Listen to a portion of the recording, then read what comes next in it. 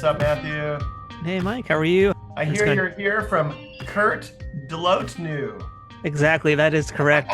Hey Mike, you already beat me to the punch here. Yeah, welcome to Trek Untold, or as you said, Kurt. I don't know how to pronounce that, but yeah, Yeah, so excited to talk it's to a you today. Klingon word. It's Klingon. Blotnu! Yeah, same to you, buddy. So yeah, very excited to have you today here because we're talking about Lower Decks. It is a little bit bittersweet. We had the chance to actually speak during New York Comic Con at a press roundtable, Yeah. and we got to talk a little bit about what's going on with the show, and we're going to dive into a little bit more of that today. And I want to kick things off here, just kind of to number one, rehash when you found out about the cancellation, and to kind of go into some detail about what kind of panic mode you and the creative team went into, because now you guys have to wrap a series way before it's Yeah. done with a timeline that's probably way too short to get that done.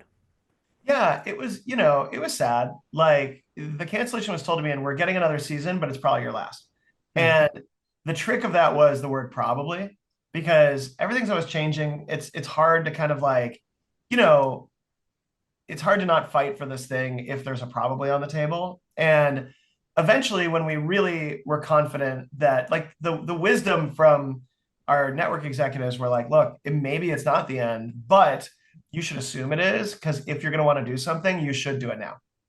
Like make sure. And so that was wise. So what I what I ended up doing was I didn't want the whole last season to feel like it was affected like by the gravity of ending, like let's leave the ending for the ending, right? Because then this is an entire fifth of Lower Decks, like I wanted to use most of the episodes this season to just do Lower Decks stories because the characters don't know that storylines are resolving or that seasons are ending, So I wanted to spend more time with those characters. So what we did was we kind of did Lower Decks as usual for a couple episodes, and then I started accelerating ideas that I knew I wanted to do later in the series if we had done more. So like more legacy characters going to Starbase 80, the big finale, just getting the quantum reality multiverse stuff in there so that we could have, Jolene come in and reprise to Paul and have Garrett come in as all those Harry Kims. Like doing things that I probably would have parsed out a little bit slower. And then just a big honking finale, making sure that like it felt like a celebration and fun and like an event, even if it wasn't a funeral. You know what I mean? Like even if it wasn't like, oh, we're ending, like it had to feel like, fuck yeah, we're ending. Let's have fun. You guys went out real big, and I do got to mention too, like the fact that you got Jolene back is huge. The fact that you got Siddig back was huge. Oh How did that man, happen? that's Because awesome. especially Jolene, she has been away from the Star Trek universe for a very long time. Yeah, I think I mean I wrote a letter to Jolene explaining how what my personal relationship with her performance is to Paul and how that really became what I think of as Vulcans while writing Lower Decks, and that I'm just such a big fan of hers and sent her the script and literally to be able to make sense in our timeline with all this stuff created the runner of the season with the multiverse, hoping that we might be able to get her, but assuming we weren't. That episode I wrote letters to literally every single of the legacy cast, like because like what were the odds that the little cartoon show was going to get Alfrew Woodard? You know what I mean? Like it's crazy, but pretty much universally, Jolene included, everybody had talked to other legacy cast that had been on the show or had seen it and just thought it was fun and wanted to do it. So like Jolene came in and we had heard like, oh, she's so hard to get. She hasn't been on anything in so long. And she came in and was like, I was like, thank you so much for doing the show. And she's like, this show is great. I wanted to do it, and it was just like, yes, this rocks. Um, so it was a lot of work. Brad Winters, my producer, had to do a lot of like, like anything where you have these kind of big name actors, like really figure out the scheduling and I think some of them we didn't get until we were way late in animation and like had to kind of, update it. But the point of episode 9 was to like go nuts with that stuff and give the fans a gift, also give them a little bit of like, oh, you tried a cigarette, smoke the whole pack, like what if we have all these people here? um but yeah, it was complex but worth it. It should feel like a surprise and a miracle when you see it. And if it's hard to do, it's like Shannon Phil from the season before, where like we literally, to get her to reprise Ensign Cito, we had to track her down. You know, she hadn't worked for like 20 something years in acting. Like she worked in a medical field now. And like we literally like paid her WGA dues and brought her down to LA and like, you know, or not WGA, excuse me, SAG.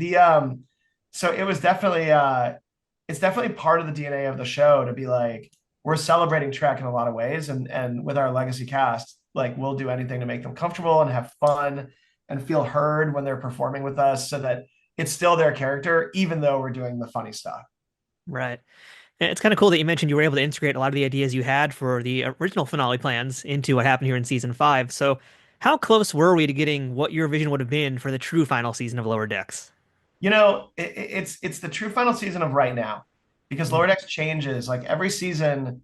You know, when we started Lower Decks, I wouldn't know that I had fallen in love with Talin or Kayshawn or Billips's backstory, like, or Ensign Ollie, who we introduced this season. Like, Lower Decks grows. It's like when you move out and you start making friends, you know, wherever you move to when you start working, and like, you can't believe that your world is growing the entire time. Like, that's what Lower Decks has been from a writing point of view. So, you know, I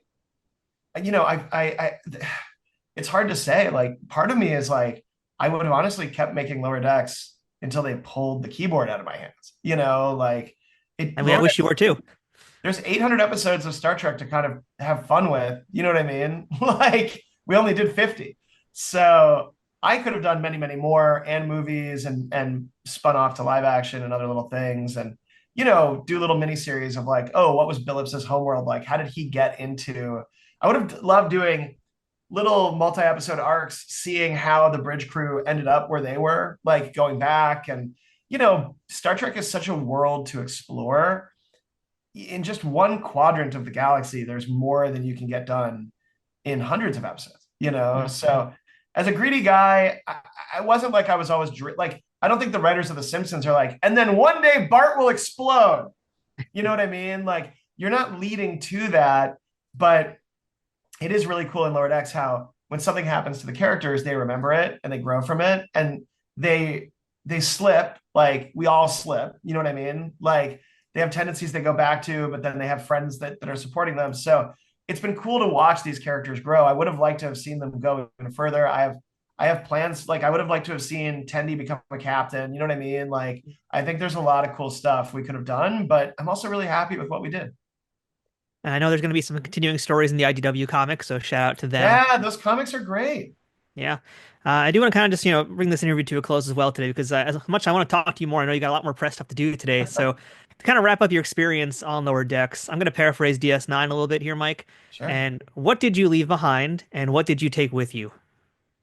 Oh man, I think what I left behind was the feeling first season of that we were doing a Star Trek, that we were playing in Star Trek. And what I took with me at the end of it is that we accidentally recreated the experience of everybody working on TOS, that we were doing something so new and so complex, but that we ended up defining Star Trek in a way that I didn't expect through comedy. And I think like you can only hope that that happens when you're doing satire and comedy and I think nobody asked for a lens to be put on Star Trek in a critical way and I think instead what we did is by celebrating Starfleet and celebrating what story structures happen in Star Trek about being the best of us and about having a baseline of respect and about the importance of science and believing scientists and you know all of that stuff that that Lower Decks loves that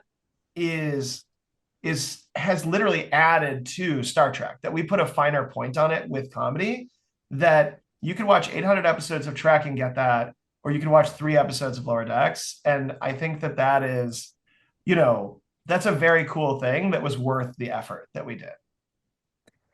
I mean, I'm gonna very much miss Lower Decks. It was one of the greatest things to happen to Star Trek, and Thank you, man. I'm hoping that this is not the last we've seen of Mike McMahon in the Star Trek universe. I hope so too, but I'm really excited to see all the new Trek that they're doing. And like, I guarantee every day that I'm not making Lower Decks, I have a folder on my phone getting filled with Lower Decks ideas. So the day I trick them into letting me do more Star Trek, I'm coming in with a lot. So it'll be Well, fun. we're all rooting for you. We're all rooting for you because you made a love letter to Star Trek, and on behalf of all the fans, we thank you very much for everything you did for all of us and for the franchise. So you're awesome, Mike. Can't wait to see what you do next out there in Thank the you, Star man. Trek universe. I really appreciate it. Thank you, man. Live long and prosper, Mike. Right back at you. Trek Untold, the Star Trek podcast that goes beyond the stars, is powered by the Rageworks Podcast Network and affiliated with Nerd News Today.